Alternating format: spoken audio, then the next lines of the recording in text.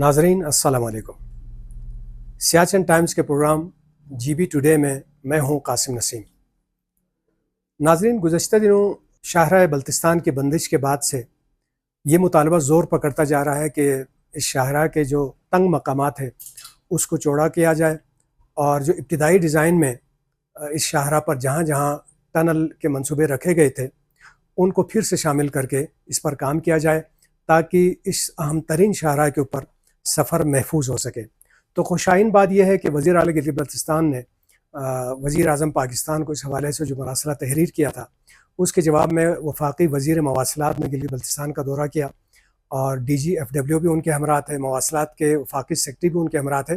انہوں نے گلگت میں اس حوالے سے بریفنگ لی، اور جگلوٹ سکردو روڈ کے جو زیادہ پرخطر مقامات تھے، بالخصوص تنگ کے مقام پہ بار بار جہاں پہ یہ سڑک بلاک ہو رہی تھی اس ایریا کا انہوں نے وزٹ بھی کیا۔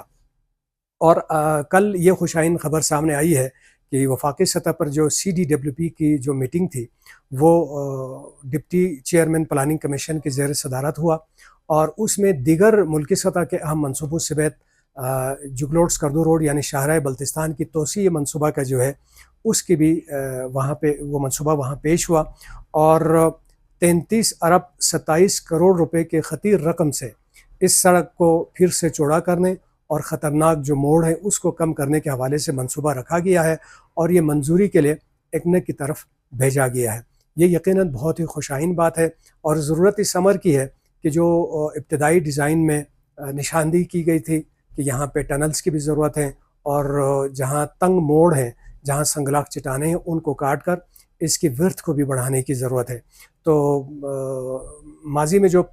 منصوبہ مکمل ہوا ہے اس کے بعد جو پریشانیاں، جو مسائل، جو مشکلات لوگوں کو سامنے آئیں حادثات کی صورت میں، بار بار سڑک کی بندش سے سفر کے رکاوٹ کی صورت میں، ان کو پیش نظر رکھتے ہوئے